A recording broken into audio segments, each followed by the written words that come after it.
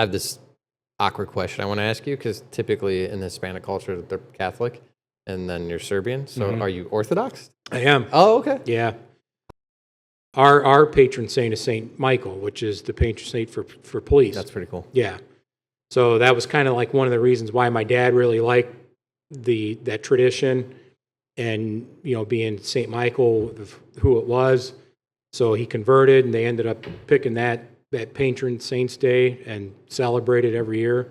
All right. And we do to this day. So That's awesome. So yeah, that's how I became into the Orthodox Church. I'm guessing your dad grew up Catholic?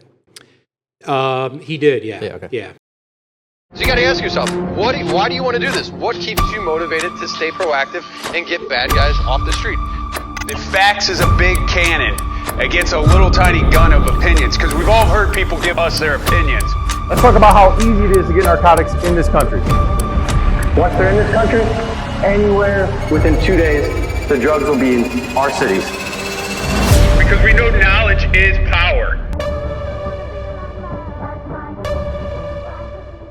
In this podcast, I had the privilege of speaking with two amazing Lake County Sheriff candidates. Ed Jenkins, lifetime Lake County Sheriff. Father was a sheriff at the Sheriff's Department. And then Steve Flores, current Chief of St. John, which is in Lake County.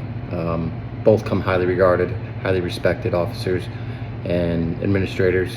Ed Jenkins is the Deputy Chief, currently under Oscar Martinez. Both are amazing cops with high respect from the people that they work with. So I wanted to interview them. Things didn't work out where I could interview them at the same time. So I'm releasing these podcasts back to back, just so there's no bias on my end at all. I think that they're both amazing people, and both will do amazing things at the Sheriff's Department if elected. So I wanted to give them the most impartial way of releasing the podcast. Hopefully you find value in it. It was absolutely amazing opportunity for myself to sit down and have an hour plus conversation with amazing officers in the area. So let me know what you think. I'm here with Steve Flores. He is the current Chief of Police for St. John. Comes highly regarded. We have a lot of mutual friends. I hear nothing but great things. Cop's cop. And he's going to be running for the Lake County Sheriff's Department next year.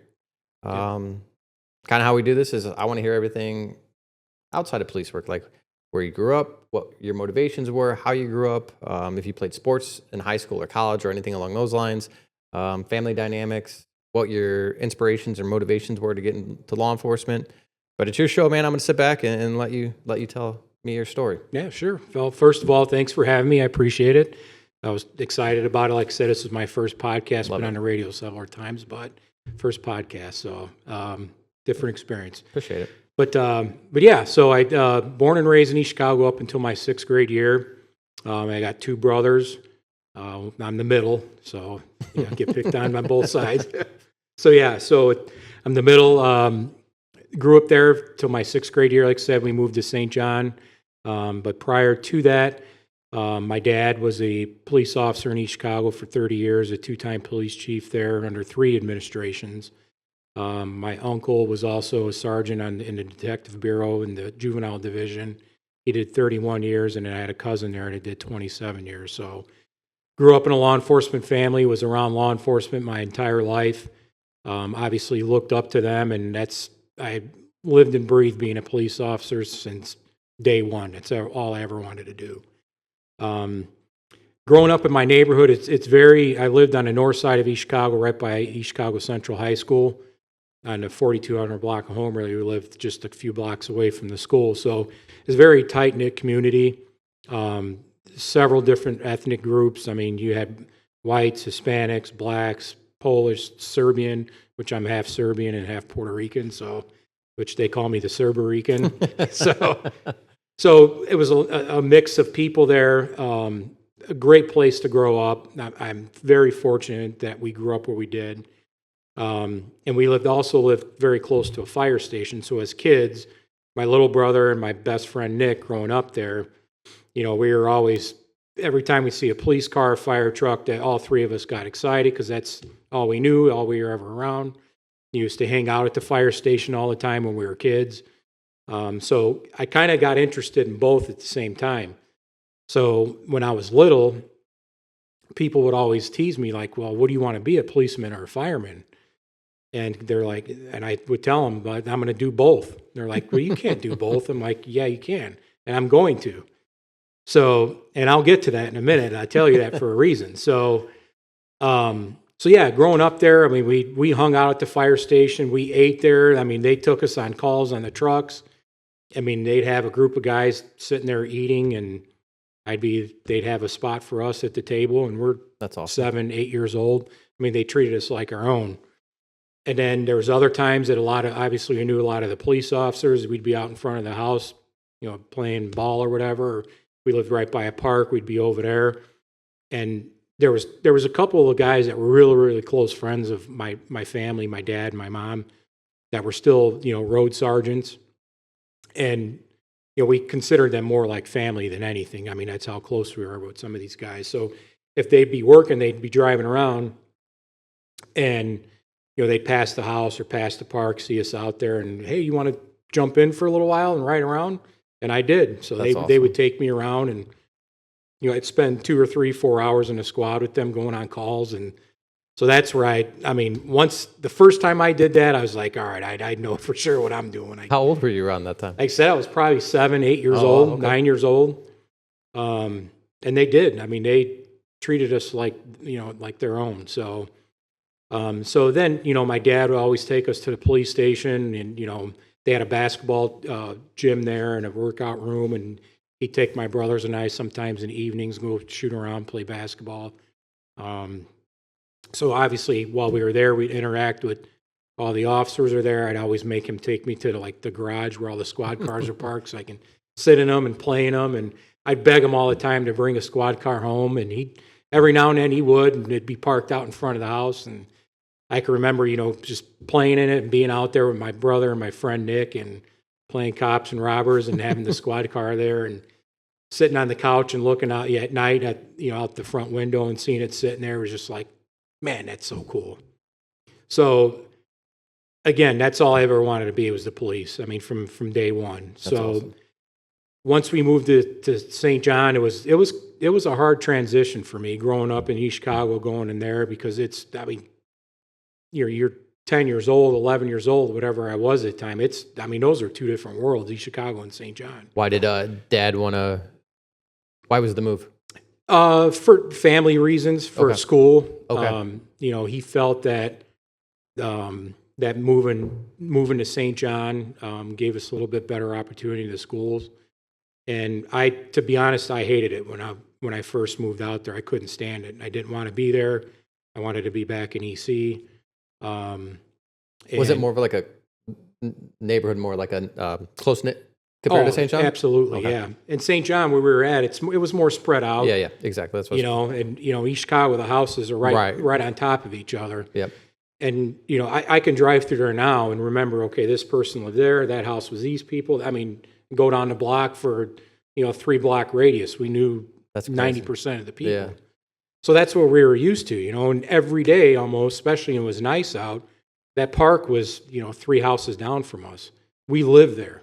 And there was 10, 15 other kids that were always there. So that's what we were used to. Yeah, and that's then awesome. we came to St. John, it's more spread out. We didn't have that. All our friends weren't there, and we were there by ourselves basically. So the first couple of years, like when I came to St. John and started in Lake Central schools, I barely passed. I did terrible. And it took me a while to get acclimated and to get caught up, because they were so far ahead of academically in school. Really? Than where I was, yeah. So it was the first couple of years, it was hard. And then once I got into my 8th, 9th grade year, I started doing better, because I started getting used to it, and I was caught up now, and now I had friends and so on and so forth, so everything got better. So yeah, after I graduated Lake Central, Did you play sports? Sorry. I not for school. I played football in middle school. Okay. But then during middle school and high school, I played hockey, but not for the school. Where'd you have to go for that? We played at there was the rink in Maryville. It was roller hockey. Oh, okay, And then okay. the ice hockey in Homewood Flossmoor. That's what, yeah. Yeah. But St. John has a place now, right? We do now, Yeah. yeah. Yeah. So I played hockey, you know, throughout, like I said, my middle school and high school years. Okay. But it was nothing organized. It was just, you know, pickup games, league, stuff like Right. that. And then I would play basketball too, but not for the school. I played, you know, biddy ball growing up. And then on our mom's side, our Serbian side of our family, the church, they have a big Serbian basketball tournament every year. The one on 93rd and... Ours is the one in Sherville. Oh, okay. Yeah, St. George and Sherville on Oh, okay. 0330 Yeah, okay. and Broad, yeah. Yep. So every year they have a huge basketball tournament, and there's teams from all over the country that come, or teams from Canada that come there. Very cool. Anywhere from, you know, little kids to adults that play in it. Right on. And it's like a 3 or 4 day tournament, and you know we played in that every year growing up my whole life. So it was fun. It was a lot of fun. So yeah. So as far as sports, any like for schools or anything like that, I didn't play any organized for schools. Did your brothers have the same type of transition issues, I guess? I don't know how to word it right. My older brother, not so much. My younger brother, yeah, a little bit. He struggled a little bit too, but not as much as I did. Okay. Yeah, because he was you know 3 years younger than me, so I don't think it impacted him as much because he was still, you know, like I said, a little younger than I. And but my older brother, when we moved, I think it would have been his freshman year freshman going into sophomore year. So he was already a little bit older. Yeah. So which it didn't really bother him. You're kind much of at all. you're kind of in that middle school, teenage years. Exactly. Either way, so that's a big move during, I guess, childhood, adulthood, Right. puberty type age. So yeah, it makes Yeah, sense. that's that year. You know, those years are your most vulnerable. Right, Where your hormones, and everything, and all that are for kids are all over the place. So, yeah, that makes sense. yeah. So yeah, I mean, like I said, it was rough, but I got through it. You know, And then once you're in high school, no issues, good to go. no, yeah, high school was fun. You know, like I said, I had a bunch of friends. That was great. You know, I graduated from there. And then I went to Vincennes University, which was at the time was a 2-year college. So, and I got my associates in law enforcement. And then in the summer months, you know, I'd come back home and work doing roofing, labor, things of that nature. So when I got done with Vincennes, my dad at the time, he had already retired from the police department, and he was helping run ISM Security, which is a security firm in Highland. So they had like armed positions at banks, things of that nature.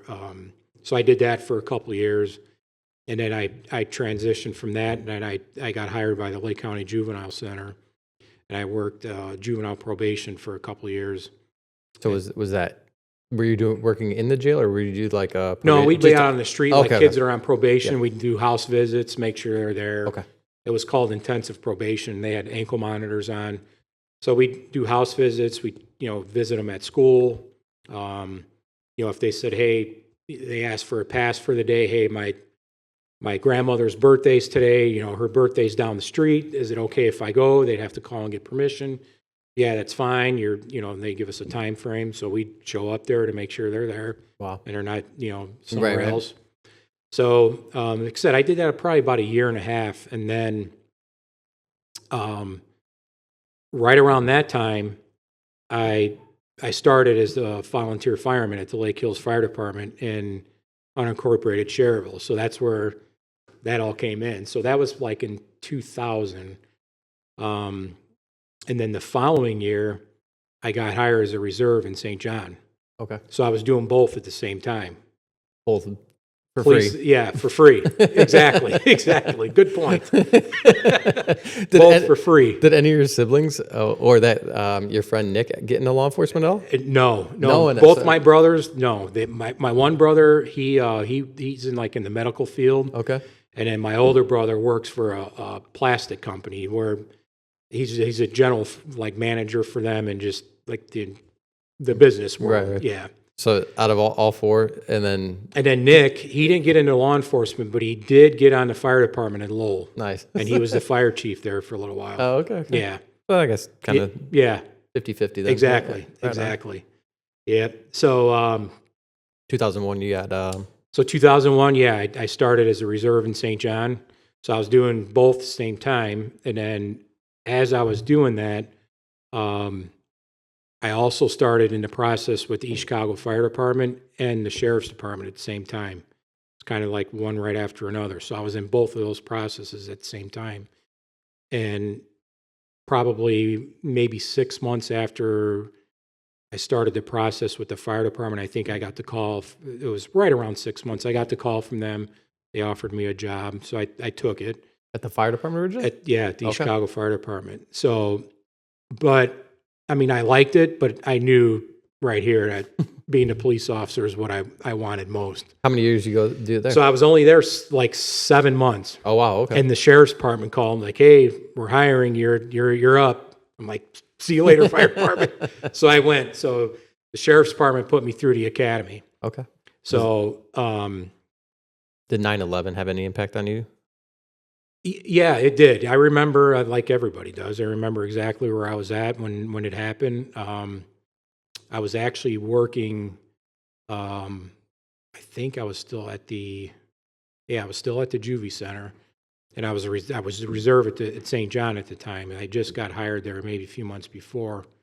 But yeah, so but for sure, I mean that definitely had an impact, and when that happened, obviously police and firefighters were died in the line of duty, and so yeah, it was hard. It was I know hard. you were young. How was that? How was the policing and the department and administrations during that time? Was it a lot of uncertainty, or were they more reassuring, like things are going to be okay and that type of stuff? Yeah, they were. So in St. John, so I remember what happened. So that particular day, I came home from work. I worked late, I think the night before, and we had like an ambulance call for Lake Hills that morning.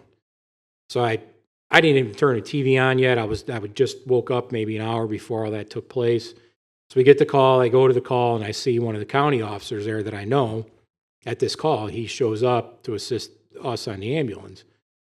So I'm like, "Hey, how you doing, Jimmy?" He's like, "Oh, I'm good." He's like, "Did you hear what happened?" I'm like, "No, what are you talking about?" So he told me what all took place. So after the ambulance call, I called St. John. I'm like, "Hey, do you guys want us to come in?" They're like, "Yeah, if you can come in, come in." So we have a big pipeline business in our town, which a few guys standing out at the front gate with a pistol. I don't know what we're going to do, but that's where they had us go. Okay. Because that was our biggest target. Right. It was that big pipeline company that's in the middle of our town. So we sat out there in that gate for all day long.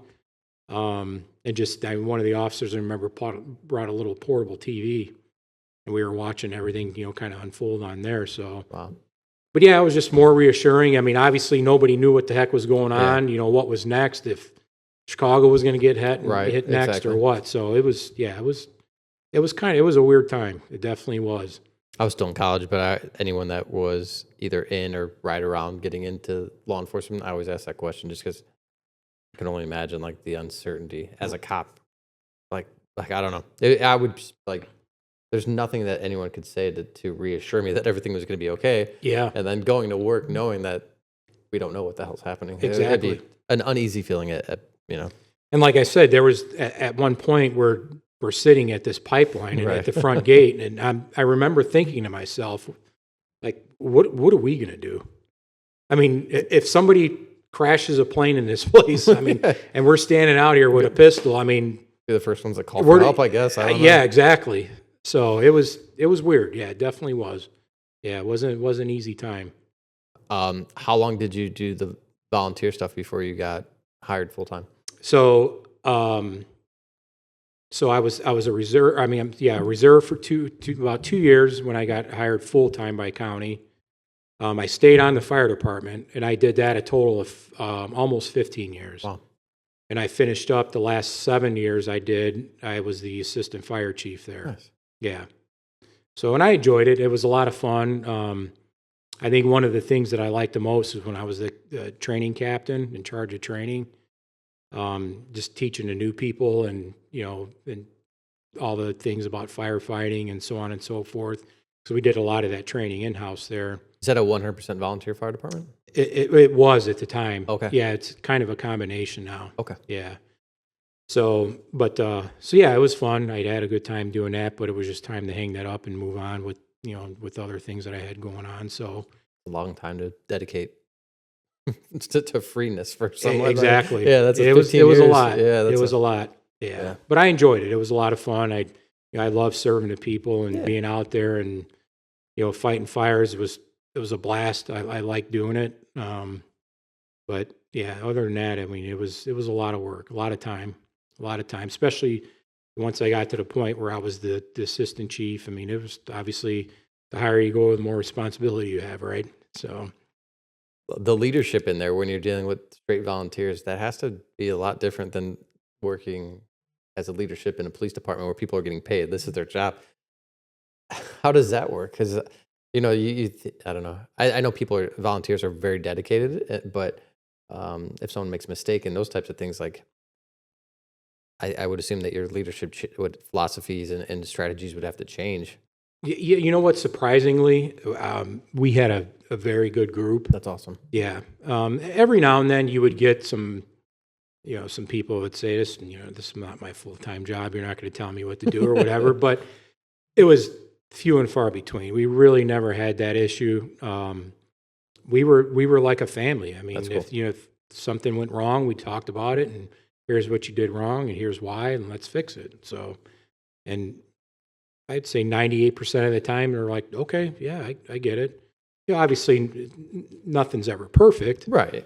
but for the most part, we had a pretty good group. And I think the biggest challenge with that part of it is, volunteer firemen at the time, you can get out when you're 18 years old. Oh, wow. So you have a lot of immaturity that you're Yeah. dealing with, and there's young kids there that you have to babysit them. Basically, it's like, hey, don't be doing stupid stuff, or don't do that. And that sometimes is more of a challenge than anything, because dealing with young kids. Yeah. Yeah. That makes a lot of sense. I didn't think of that. But overall, I mean, like I said, we had a good mixture. We had a lot of young kids. We had a lot kind of in the middle of the road, and then we had a lot of people that were there for a long time, that a lot of these young kids looked up to. That's good.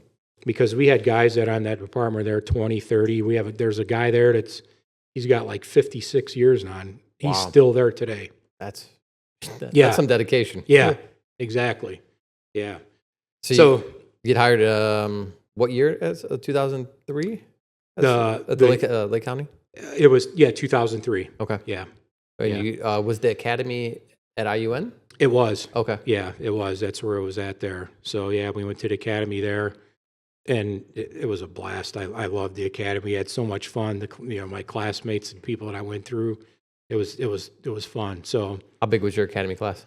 I'm trying to think. I think we had 48, Okay. if I remember That was right correctly. between 40 and 50, it seems like. Yeah, yeah. Who was the director, or do you remember them? The director at the time was Dan Daly. I don't know. It'd be before my time. Yeah, it was Dan Daly. And then some of the instructors that were there were Dave Britton. I don't know if you remember him. He was with the sheriff's department.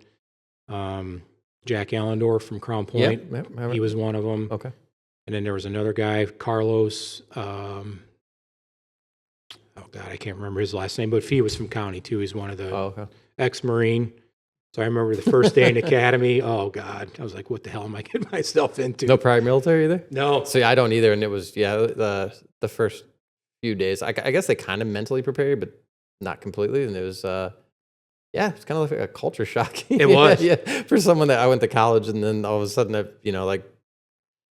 people yelling at you and stuff like. Oh like, yeah, like- and you're expecting it. You know that they're going to do it. Mhm. And I can remember like it was yesterday, lining up in the gym, and we're all standing at attention, and he's walking by. I mean, he's like a Marine drill instructor. I mean, the campaign Yeah. hat, the whole 9 yards. So I mean, he's in everyone's ear going one to one, one after another. So I remember when he finally gets to me, I kind of peeked over my shoulder and looked at him. That was a big mistake. I love that we have the regional academy, just because for my class anyways, a lot of us stay close. Like you kind of go through the ranks of law enforcement with each other, even though you're not at the same agency. Are you close with anyone at the academy? Yeah. That you went through the academy with? Yeah. There's quite a few of them actually. There's a guy in Sherville that's still there that we, keep in contact with. One of the guys that I was with, he actually was a sponsor student. Oh, wow. So he wasn't hired by anybody. He put himself through the academy. But he ended up going down, I think after the academy, he went down to Florida and worked for a sheriff's department down there and ended up moving back home. And then he got hired. He bounced around a couple. I think he was with Hammond. I want to say with Maryville, and then now he's with the railroad. Oh, okay. Yeah, so I talked to him quite a bit. There's a lot of them that aren't even cops anymore. Really? Like I think at the time we had 16 from Gary, and I think maybe 1 or 2 of them are still there. Wow. Yeah. I mean, some went to other departments, Right. but there's quite a few of them that aren't even the police anymore. That's crazy. Yeah. So there's quite a few that I still talk to, and there's a few that I got on with the county that are still there that I talk to occasionally. Nice. Yeah. How long were you on county before you went to St. John? It was a little over a year. So as right before I got hired with county, St. John did a process. They did their physical agility written test, that whole 9 yards. So I went through it, and I was kind of on the fence whether or not I wanted to do it because I just got hired at the fire department. But I knew where my heart was, so I did it. So once I was with the county, I was there, like I said, a year. An opening finally opened up in St. John, and I had the experience there. I knew the guys now because I was there for 2 years as a reserve. So I left. I loved the sheriff's department. It was a blast. I loved every second of it. The shift I had was great because there was a lot of guys from East Chicago that I grew up with on my shift, and we had a blast with each other. We had fun on calls. Just shucking and jiving and laughing and joking with each other. It was great. But there was at the time, my wife then was pregnant, and we had just got a new home. And going from county to St. John was $15,000 pay raise. That's big especially back then. Back then, yeah. That's so it's huge. like I didn't want to, but there was 15,000 reasons why I did. Yeah, that makes sense. So, yeah. Prior to being the police in the academy, anything that like specialties or anything like that aspired you? What did you like? If I could do anything as a cop, this is what I wanted to do. Like, did you want to be on a SWAT team? Did you want to be in the bureau? Did you want to run a dog? Like, did you want to work narcs? Anything that like? I was always interested in working drug cases and a dog, which I was. I was a canine handler. Yeah. So I ended up getting a dog when I went to St. John. I was there probably about a year and a half. What kind of dog? It was a German Shepherd. Yeah. So I worked him for about 8.5 years, and then he started getting some hip problems, which is normal for them. Yep. So every time he'd run, he'd be running on 3 legs, and it didn't happen all the time, but it was starting to happen more frequent. So I retired him to let him, have his last years as just a pet. Right. Unfortunately, like 4 months after I retired him, he passed away. Oh wow. Yeah. Natural causes or? Yeah, I never found out, and here's why. So one night we're at home, and you have a dog. You walk around your house. They're attached to your hip everywhere you go. I don't care what you're doing. Yep. So then it was same with him. Nothing different. One night we're at home, and he wasn't doing that. He was kind of lethargic, acting weird, and he would a little bit, follow me around, but not like he normally would. So I told my wife, if he's like this in the morning, I'm taking him in. Something's not right with him. He's just not acting right. So as you know, like with him, every morning I'd wake up, he's right in my face, looking at my face and waiting for me to let him out. Yep. And so the next morning I wake up and he's not there. I'm like, oh boy, this ain't good. So I get out of bed, go look for him, go down to the main level, go down to the basement, and found him by his cage. Oh wow. Yeah. That So, sucks. Yeah. I'm dreading So- Mojo's 12-ish maybe, like, because we got him from overseas, so we don't know, but 12-ish, 13, somewhere around there. And I didn't think he'd be around this long, but he is. Yeah. But I'm dreading the day that, Oh, it's horrible. yeah, I'm dreading it. Yeah, it's horrible. So yeah, that, Just one dog there and done? Yeah. Is that department policy, or was it just? No, because once I retired him, they moved me into the bureau. Oh, okay. So so I started doing that, and and that was another thing. I wanted to do at some point, but I didn't know if I was quite ready yet, because I like being out on the street and being out there with the guys and doing that. But I grasped it pretty quick and started really enjoying it to the point where I was just doing it full or part time when I first started. But then they moved me into the bureau full time. So, how does that work? So you would work some cases, but then go back and just work patrol? yep. So we had one detective at the time. Wow. Yeah. And for a long time. And so if he'd get busy or need help, or if he'd have a case they need to follow up on, or, he had to go to Hammond or Gary or out in Illinois, if he needed somebody to go with him, I would usually be the one to go with him. Okay. If he started getting backed up on cases, I would take some of the less important ones that he had, and I would, work those for him and get those done.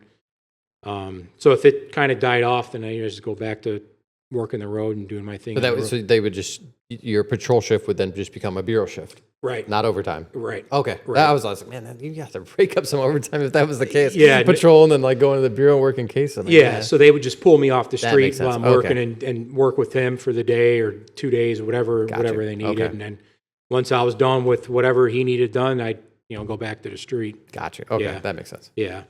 So then How many years on roughly do you have? So 2 years with the dog, and then you worked him to right around 10, are we at? Probably? when I became a detective, Yeah. let's see. Yeah, it was 11 years. Okay. 11. All right. Yeah. So I had 11 years on when I became a detective. So yeah, I did that. Then I became full-time. And then the other detective, he finally retired. So then we brought another guy in under me. And then, I got promoted to corporal. Then I got promoted to sergeant, and then I was a commander of the bureau. And at the same time, I was part of the Northwest Indiana Major Crimes Task Force. Worked a lot of homicide cases with that group, of course, which was a lot. I mean, I learned so much I can bet, doing that, because obviously in St. John, you're not investigating homicides every day, thank God. So it was very valuable, and I learned a lot from, other detectives that do it all the time, Right. So I'm so lucky and happy that I was fortunate enough to be able to do that and be part of that. Do you have any kids by chance? I do. Yeah, Okay. I have a daughter who's getting ready to graduate IU this weekend. Oh, okay. Nice. She's going to be a school teacher, elementary ed. Okay. And then I have two stepdaughters. One's in Cedar Lake, and so we have a grandbaby. Nice. Yeah, another awesome. one on the way. All right. Yeah. Congratulations. That's Thank cool. you. And then the other stepdaughter's just outside in St. Pete, right by Tampa, Florida. Oh, Florida. Okay. Yeah. Awesome. Yeah, she's down there. Right So on. So, kids, when you were you married when you became in the police, or did you get married after you were the police? it was right after Okay. I became a cop. I got married to my first wife. Yeah. How was that dynamic? Supportive for law enforcement, or supportive for you, or not so much? Yeah, it was. It was hard, because like I said, when she had my daughter, that was hard being on shift work every Yeah. now and then. And she had a job, so we obviously had to juggle with that, which a lot of police officers do, but you Yeah. figure it out, Yep. So that was a struggle sometimes, but we got through it. We managed. We had a lot of good family support, but yeah. So, but unfortunately, the things Yeah, it happens. don't work out sometimes, Yeah. and so. But yeah, I've been married to my current wife now for 7 years. And then she obviously knew that you were a cop prior to that. Yeah. Super supportive with all of this, even going and running for sheriff. Oh yeah, big Okay, time. awesome. Yeah, because like I said, if you don't have that support there, that's where it stops. You know, if she would have said nope, you're not doing it, then it's that you're not doing it. Yeah, you can't that's where it ends. Yeah, you can't be coming home to No. a stressful situation, running for a sheriff, or even being the police and coming home to a disgruntled spouse. 'Cause exactly. it just makes life miserable. There's absolutely no way. not. Yeah, You got to have support from the spouse. I'm sure in many professions, but definitely as a cop. exactly. Yeah, I didn't mean to interrupt you. How long were you doing the investigations and running the bureau before you, or is your commander of the bureau? Yeah. Is that considered an admin position, or are you still working cases? Yeah, no, it's an admin position, but I was still working cases. Okay. Yeah. So, How many years on did you get that position? I'm trying to think. It would have been, so I became chief in 2020. I was a commander for 2 years prior, so 2018. So when I got made commander, and then, so like I said, I was for 2 years as a commander. And at the same time, I was the deputy commander of the task force. Of major crimes? Major crimes. Oh, okay, cool. Yeah. So, and then became chief in 2020. Was when the chief spot opened up, was that something that was known? And then was that something you had applied for? Or did people come and ask, say, hey, would you want to be the chief? Yeah, our prior chief, when he came from Illinois, he came from, God, I can't remember the name of the town he's from. But anyways, he was from Illinois. And he was there 4 years. And being an outsider, I mean, he came from a bigger department, and he was a nice guy, just the shoe didn't fit for him. I don't think he was ever quite comfortable. So, and he just clashed with the town council, and it just wasn't working. So But the town council put him in there, right? they did. And then And at the end, they're like, and then the new council came in. I got you. Yeah. They're like, yeah, it was almost a brand new council. Like, yeah, we can't keep that. So they put the position out there. I applied for it. It was me and 2 other guys from St. John that put in for it. And That was it? No externals? Or were they not accepting externals? no, they were just doing all internal. Yeah. So yeah, it was myself and 2 other guys, and obviously I got selected. So Are those other 2 guys still in St. John? they are. Good working environment. Oh yeah. Okay. Yeah. One of No them's animosity. No one of nothing. them's my sergeant. Okay. Yeah, he got promoted under me up to sergeant, and one of the other guys that's there, he's got 37 years. He's signed up for the drop, so he'll be retiring and I've known him forever. We've been great friends, and That's awesome. actually, he was a policeman in East Chicago. My dad hired him That's awesome. before he came to St. John. Very cool. Yeah, so Outside of police work, what kind of stuff do you do that keeps you, I guess, I don't know, sane and not stressed out, and kind of escape the reality of the police world? my family's very family oriented. My brothers, cousins, aunts, uncles, so we're doing stuff together all the time. So that's one way. Spent in the summer, I love the golf, so I like being out there. I'm not the best, but I love being out there playing. Nice. We also have a pontoon boat that I wish we'd use it more, but that's another thing. Every now and then we get out there in the summer months and get on the water, and it's. What lake do you like to go to? We typically just take it to Cedar Lake. Makes sense. Yeah, but we've been to a couple other lakes, but we don't use it as much as we want. Especially now with what I got going on this summer. I'd be lucky if we get on it twice this summer. Yeah, golf's probably pretty much out of the Yeah, exactly. Yeah, exactly. So, but yeah, that family, golf, the boat, just, my wife and I like to travel every now and then. Nice. We go down to Florida to see my stepdaughter. When we get the opportunity, just do little weekend trips to Michigan, something like that. Right on. So, yeah. Well, Gentlemen, whether you are leading the charge at work or just in line at happy hour, you need gear that can keep up. From our rugged beard and oil balm that tame the wildest whiskers to our classic pomade that locks in that clean, commanding look, Seer Swap has your 6. No flakes, no fuss, all day, and battlefield level confidence. So square that beard line up, even though people in counterculture think that I don't have a beard. Donut shop. Semper Suave has got your 6. Make you look slick. And keep you sharp for critical missions or to serve and protect. Check out Semper Suave. We're thrilled to have them as a sponsor. Let us know what you think.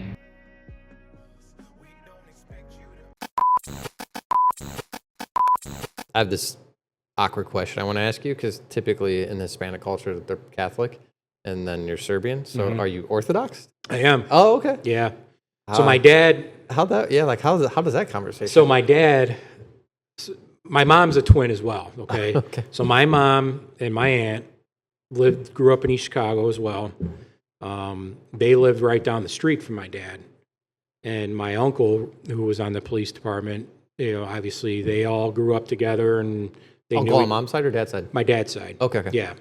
So my dad's brother, my dad and his brother married my mom and her twin sister. Oh, wow. Okay. So 2 brothers married 2 sisters. All right. Very cool. Yeah. So when my mom and dad got married, I don't know how long it was after they got married, my dad converted to Orthodoxy. Oh, wow. Yeah.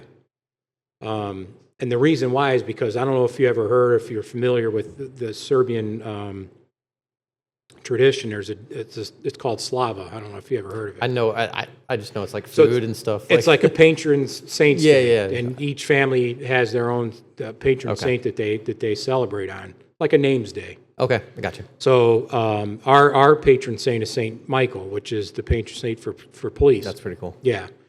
So that was kind of like one of the reasons why my dad really liked that tradition, and being Saint Michael, who it was. So he converted, and they ended up picking that patron saint's day and celebrate it every year. All right. And we do to this day. So That's awesome. so yeah, that's how I became into the Orthodox Church. Because I'm guessing your dad grew up Catholic? He did, yeah. Yeah, okay. Yeah. That was just, So- I was like, man. And when he was, he's originally, he lived in, or he was born in Puerto Rico. Oh, wow, okay. And when he came here, he didn't speak a lick of English, nothing. That's crazy. So he tells a story when his first day of school, he was chewing gum, walks into class, and everyone's sitting down, and the teacher saying something to him, and he's just chomping away at his gum. Well, she was trying to tell him to spit his gum out. Well, he didn't understand what she was saying. So she must have yelled at him. He said like 2 or 3 times, and finally she walked up to him and like grabbed him, I don't know, by his shirt or his ear or whatever, and took him to the garbage can, and was like hitting him in the back of the head to spit it out, and all the kids were laughing at him. So, and he got embarrassed. So he that day he told himself, he's like, one of these days I am going to learn English, and I'm going to learn it better than she did. That's awesome. Yeah. And here he is. He was the first Puerto Rican police chief in the United States. Wow, really? Yep. That's impressive. Yeah. How long, I mean, how do you know how long it took him to learn English? I don't. Knowing him, as quick learner as he was, I probably didn't take him long. What grade was when he came here? How old was he? I think he was like first, second grade. He was Okay, so young, still yeah. young. Okay. Yeah, he was young. Yeah. That's awesome. Yep. Yeah. With technology and law enforcement, you've seen massive changes. There's no doubt about it. What do you think? I don't know. What is the most impressive, or what are some of the most impressive changes you have seen with technology and law enforcement? First and foremost is the computer in the car. You started with none? We didn't have any in the car, and when we got that in there, nobody wanted it. Really? Yeah, we're like, no, I got to mess with this thing, and it was just a distraction. And nowadays, people can't do the job without it in the car. I mean, the computer's so integrated in our system that like you theoretically probably can. I mean, if you start running all this stuff through dispatch, they're going to hate you. Exactly. Exactly. That's like the young guys are like, oh, my computer's down. I don't know what I'm going to do. I'm like, what do you mean you don't know what you're going to do? You're going to go out there and still do what you have to do. Yeah, exactly. You're going to have to run everything, but you could still do your job. When I came through, I had notepads because I got hired in 2007. So we had computers, but they weren't as reliable. So my FTO would always make me like write down the addresses. Oh, yeah. In case like the computer would crash, like we knew where we were going, and I don't have to ask Exactly. So like any call for service, you'd have to like literally like write it down almost, unless we were close. But I still have some of those habits. I was kind of in that in between of like paper stuff, and then because some of the reports we even did back in the day, like accident reports and dog bite reports, were still handwritten. Everything else was typed. So I was kind of like in that transition period. Right. Probably not as far back as you, but like, yeah. Yeah, I mean, I'm old enough to where when, you know, the first squad car that I ever drove, it had the light box and a radio, and that was it. Crazy. That's all that was in there, you know, and nowadays, I mean, it looks like a cockpit to an airplane with everything that's in there. That's true. You know, you got that, you got the radars, you got the cameras. I mean, you name it, you know, everything. I love the cameras, though. I wouldn't work without one. I absolutely love them now. And that's another good point is I think that has come a long way to like when that's another thing. When we first got them, you know, everybody thought, oh, Big Brother's watching me. I don't want to, you know, wear this thing. But overwhelmingly, the cameras have helped more than they have hurt. No, Overwhelmingly. I agree. mean, I don't know how many times we've had people come in and complain on an officer, hey, this, you know, he cussed at me, yelled at me, treated me disrespectful, whatever the case may be. And we pull up the cameras and it couldn't be further from the truth. Yeah, no, it's even interesting when you have those complaints and be like, okay, let me check the camera. And a lot of times people are like, no, never mind. Like kind of like they, you know, they don't want to push the issue. I think that's kind of gone away, but initially when, you know, they weren't as prevalent as they are now. Yeah, I love them. What about like LPRs, facial recognition, those types of things? Yeah, I mean, obviously that every day something new's coming out. Yeah, you know, evolving. It's evolving constantly. I never thought in a million years that we'd be where we're at today. You know, when I first started, to where you know portable radios are getting to the point where you can do your reports on a portable. Yeah, some of those new Motorola's that are coming out. We just got some. The N70s. Yeah, where it works on Wi-Fi. Yeah, we just got them too. But the one to step above those, I mean, you could literally type a report on those things. Yeah, like the backside of it almost looks like an little Android. string. Yeah, like an Android phone type with like apps and stuff on it. So it's like, I never thought in a million years we'd have that. You know, and the portables now, the ones that we just bought, I think it was the same ones you guys got, because we got them on the grant. You know, they're $8,000 a radio. It's crazy to even think about the cost. Yeah. And back then, when I started, the portables we had were $400 or $500. Yeah. Yeah. That's insane. Yeah. So yeah, I mean, it's, you name it. I mean, it's just technology's evolved so much. The LPRs, we got a couple of them in St. John, and they've been game changers for us. Do you have a mobile or are they all stationary? Stationary, yeah. Okay. So we have 2 right now. We're hoping to get a couple more within the next year or 2. That way, kind of got, you know, all 4 sides of our town covered. You know, the main thoroughfares. Right. What company? Vigilant. Okay. Nice. Yeah. So the good thing is this county uses that too, and right outside on the west side of St. John, that's their jurisdiction, and they have one over there. So okay. So that helps. I think. I mean, there's a lot of good companies out there, but I think Vigilant has the biggest database of information, and to have access and be able to use their database, I think that's what it's all about. Right. Kind of like the Spillman thing. Like Spillman's not the best operating system, but the database, like where it's at. Exactly. So exactly. Yeah, it's like I said, it, you know, and they have those new the real-time crime centers that like the county has, Gary has, East Chicago has.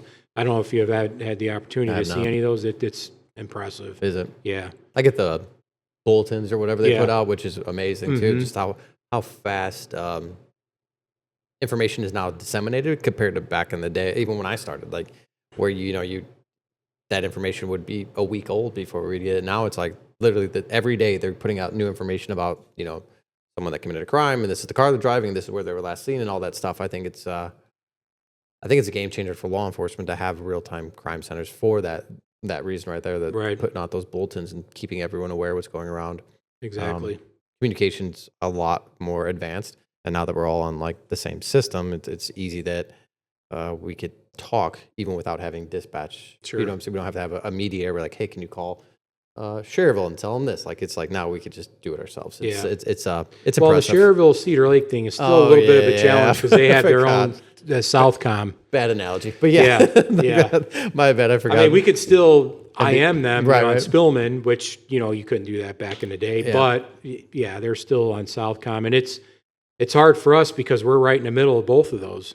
Didn't even think of that. Because Sherville, I mean, there's times where they got a pursuit coming into St. John. We don't know anything about it because, we're not on there, you can't scan them. Oh yeah. So it's happened a couple times. Most of the time, obviously, the officers are monitoring their calls on Yeah. Spillman, but if they're not in front of their computer the whole time watching what's going on, you may miss something. So No, and I think that's huge too. Like, I think even though with the technology, I think a lot more officers are aware of, I guess, their surroundings when it comes to major pursuits and those types of things, or stolen cars moving around or something like that.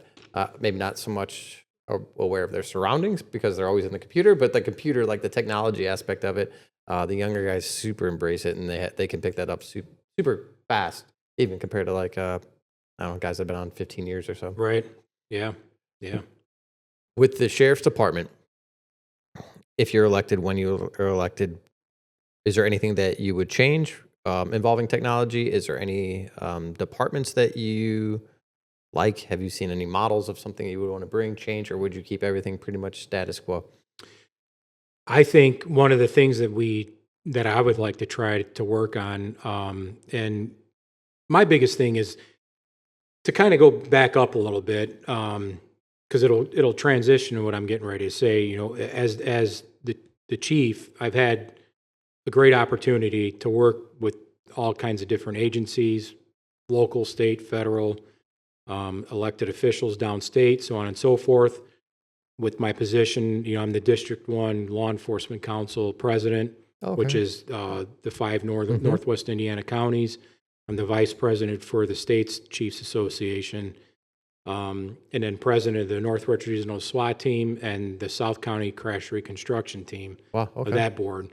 So, and I say that not to pat myself on the back, but I say that because I know what it's like to work together, to bring people to the table, to get things done. Like that crash team, I was one of the co-founders of that. We started with 4 agencies, we're up to 10. Nice. So you guys are on Yeah, it too. yeah. So I say that because I've had a lot of experience of working collaboratively with a lot of agencies, and I work with police departments throughout Lake County on a daily basis because of the positions that I'm in. Right. So with that, I've also done a lot of work with going downstate, advocating for law enforcement in Northwest Indiana. A perfect example is the academy. We were outgrowing the academy at your guys' station there, and the board was like, we've got to figure something out because we keep growing. We're almost 70 agencies that belong to that academy, so we got to try to figure out if we can get to the state and get more money. That was kind of a weird dynamic too, where they weren't providing funding. I don't. Exactly, it was. Yeah. So, so one of the good friends of mine, Mike Andrade, who's a state representative, I reached out to him and said, "Hey, we've got a problem here. We need to work with you guys to see if we can get some funding for our academy."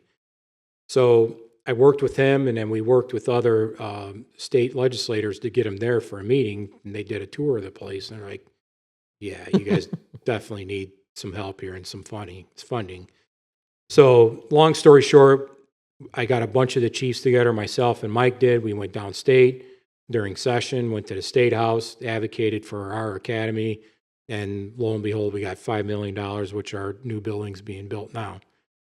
Same thing with mental health is a huge thing that I want to target and work on. Same thing with that. We went downstate, advocated for funding for that, and they had like a multi-million-dollar bill that came out for mental health. Nice. So to get to your question, what I would like to see is we're better together than we are by ourselves. Would you agree? 100%. Yeah. So with all these real-time crime centers, I want to somehow integrate them together if we can. Yeah. So we're all working, because right now they're all kind of doing their own little thing. Yeah, we share a lot of the same information on Spillman, but I would like if we're all operating together on the same page. Yeah. You know what I'm saying? Absolutely. I think that would be so beneficial. It would be huge. So that's one of the big things that I want to try to work on, is that, as far as, in terms of technology. as things progress, more technology comes out. Obviously, if it's something worth getting, something that we can use, it's beneficial not only to us, but for the rest of the county. We're going to go after that, depending on the funding. But yeah, I mean, we've, in St. John, for example, when we got there, we didn't have any LPRs. Our equipment was outdated. So we were able to get a lot of different technology there, and thermal imaging cameras, things of that nature. Nice. We got stuff like that, which we never had any of that. So definitely you got to stay on top of it. And that's one thing that I think the more tools, obviously, you give officers, the better they're going to be at their jobs. More proficient, yeah, for sure. More proficient, absolutely.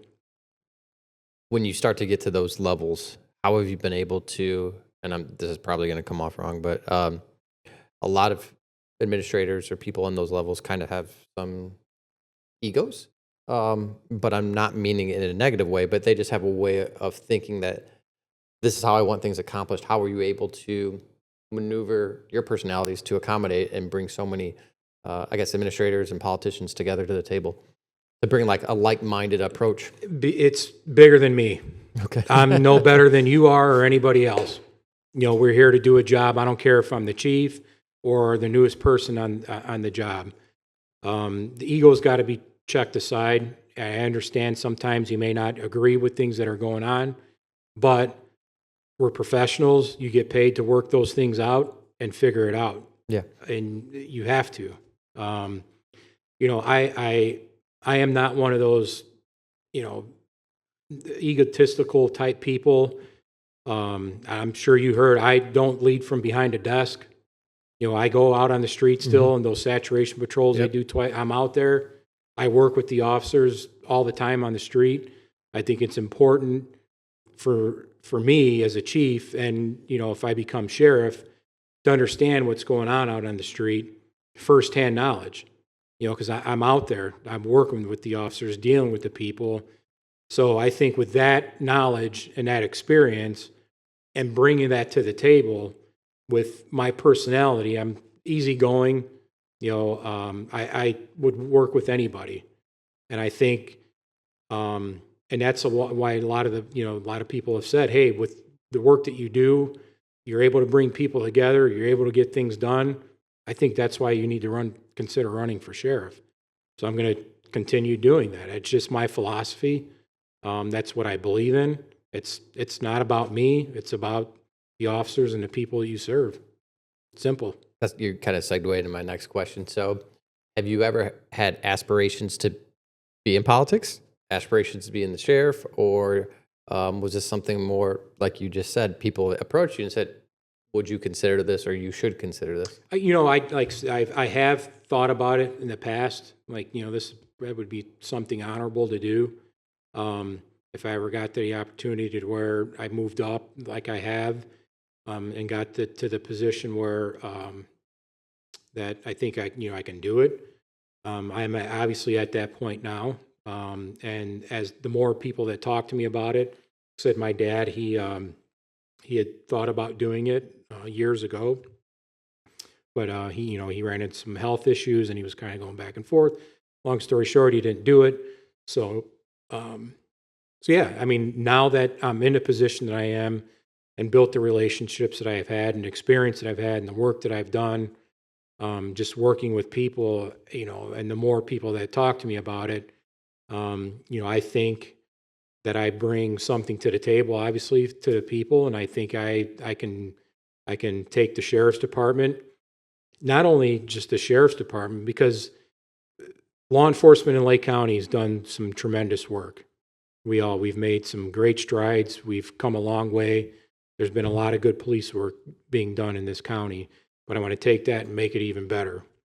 And bringing people together, collaboratively working together, training, technology, building relationships with the community, with other agencies. I'm good at doing that, and I think that's something we need. Yeah. No, I didn't. Yeah, you probably get that reputation of being like a cop's cop, because you still have to go. Your guys and girls on the road get to see you out there being the police and not just sitting behind the desk or some people call it like the ivory tower or whatever, you know, like you're out there actually doing the work with them. So I think that's why you probably get the name of, you know, like a cop's cop type of person.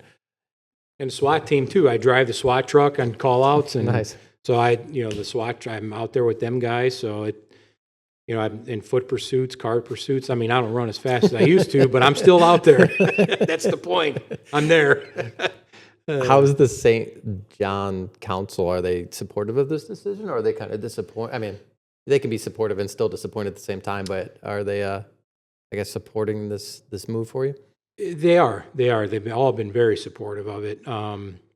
They understand it. They understand why I want to do it and what my goals and aspirations are, and they've been very supportive. In St. John's Council, they're all Republican, and I'm running as a Democrat. Oh, and they're still supporting you now? So yeah, I mean, they're still, they're, hey, we hate to see you go. We love you here as our chief, but we get it. We understand why you want to do it, and we think you do a good job, and the things that you've done, take it to the next level, and That's awesome. yeah. I feel like our area, when it comes to politics anyways, like we're very central no matter where. If you're Republican, Democrat, I still feel like we're very central compared if you're looking at the grand scheme of the United States. Like you could be a Republican and a Democrat, but we're kind of like here instead of like here. We're like on the national level when you see the news and all that other stuff. I feel like there's only a few things maybe that we see differently, Right. but I feel like we have a lot more in common than we don't when it comes to politics in this area anyways. Exactly. So support from the council. What about support from your PD? Very much so. They're all very supportive. Again, a lot of them said, we hate to see you go.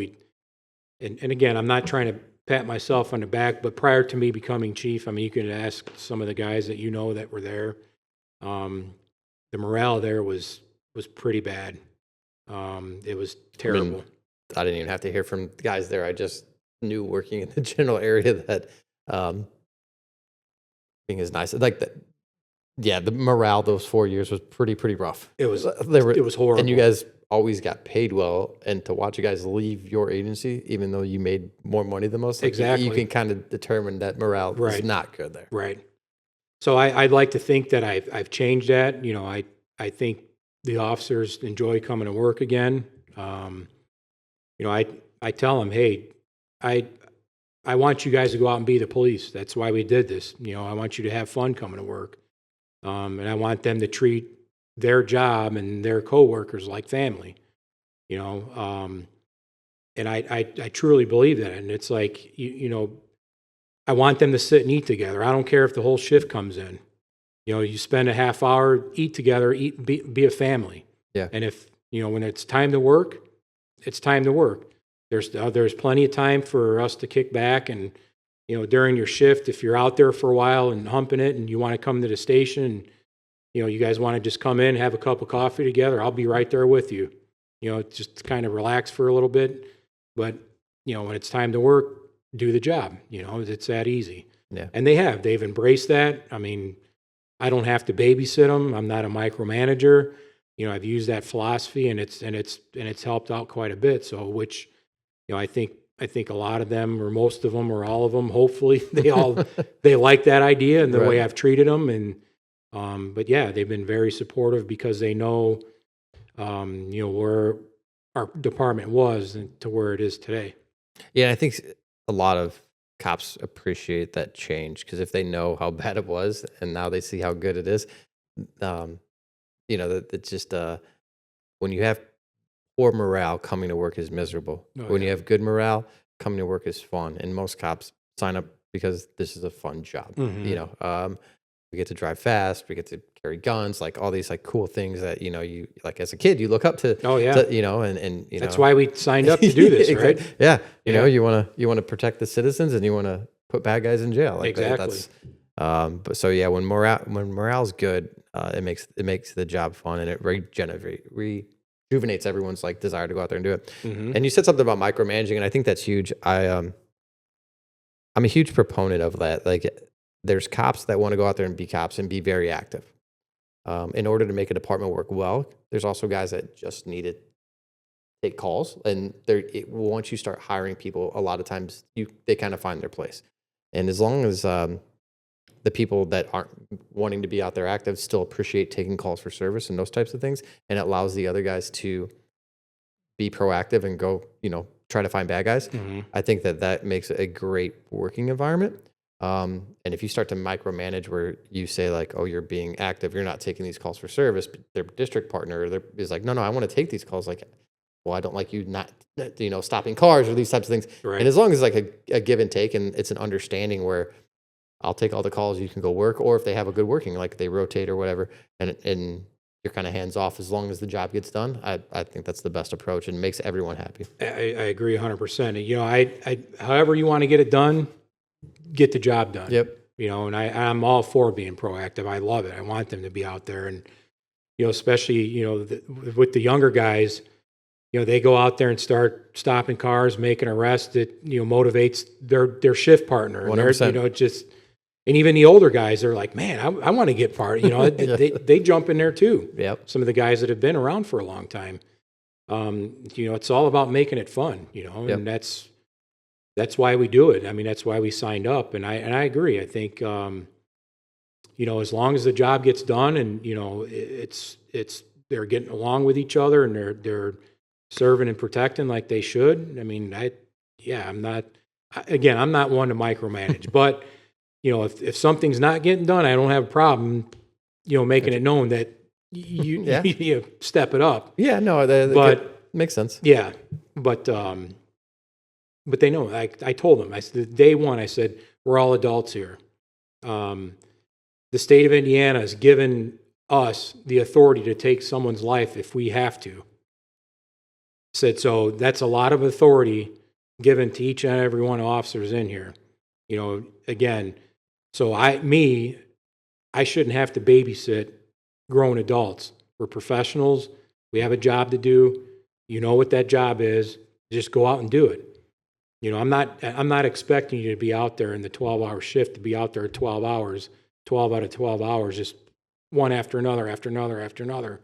But I don't want you sitting around all day either. Exactly. You know what I'm saying? Yeah. So Taxpayers don't deserve that. Exactly. You're getting taxpayer money, and they're giving you that ability to go out there. You have to have some type of impact on the community. You have to give them some type of positive impact in some way. Exactly. What was the most rewarding position you had in the fire department and the police department? The canine, I think, was probably, I absolutely loved working a dog. As you know, it's a ton of work. I mean, it's every day you're doing something. Yep. But I think it was the most rewarding position I've had. Yeah, with the dog, you get to see, like for me, it was like the progress. So you get to put so much work in, and then when they start to do things right, it's almost, I don't have kids, but it's almost like I would picture like you're teaching, I don't know, your kid to play a sport, and all of a sudden you see like, oh, I taught him how to do that. And I was doing it like good, like Exactly. it was super rewarding for me in that aspect. Another thing is too, is, you've been on those situations like where the hair's kind of standing up in the back of your neck, like something's not right here. And then you look back at your car and all you see those two glowing eyes. It's a lot of reassurance and comfort knowing that you have them there, it was a blast. I loved it. It was so much fun. Got to meet, and work with a lot of good canine handlers and teams. Just like the training, even like today with dogs, is just so much more advanced than when I went through, Yeah. It's like the way you guys are training now. It's like, man, I wish I would have known that back then. Yeah. It's just so much more advanced. And it was a blast. I loved every second of it. It was fun. I think that was by far the most rewarding for sure. If your dad was still with us, what do you think he would be saying in this position as you're running? It's funny you bring that up, because my ultimate decision was because of my dad. So I was, a couple of years ago when I was kind of going back and forth, deciding whether or not I really wanted to throw my name in the hat. I was having discussions with my wife, and I was, just thinking about it, over a couple month period.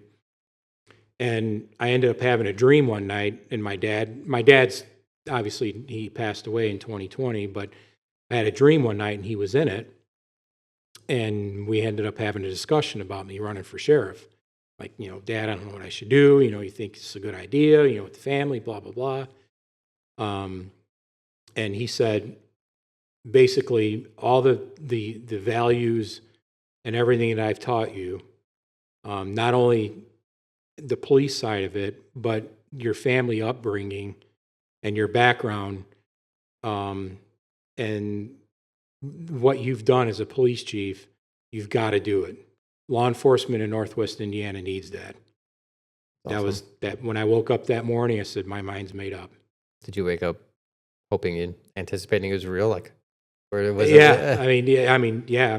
you have those dreams. Yeah. Like, man, it felt real, Yep. and it did. That's And I woke up that morning, and I immediately told my wife, like, about my dream. I'm like, my mind's made up. I mean, that was my reassurance that I've got to do it. That's awesome. Yeah. I'm sure if he was here, he would be saying the same thing. Oh, yeah. Yeah, there's no doubt about it. Yeah. Is there anything else that you want to talk about? It just basically, I've prepared my entire life for this.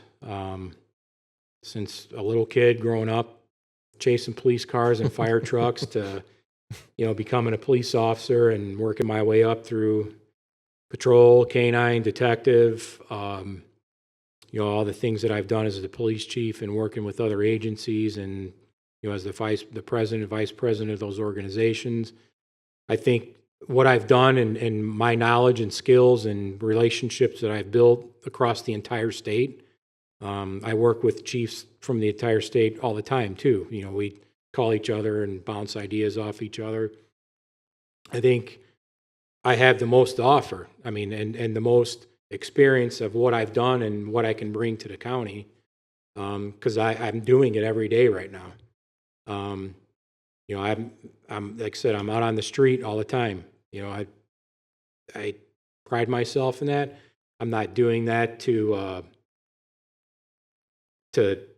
make it look like, oh, look, trying to pat myself on the back type of thing. But I truly enjoy being out there. I love the job. I love being the police. And I think, just serving the people and doing what I can for them and just taking it up to the next level, I'm just super excited about it.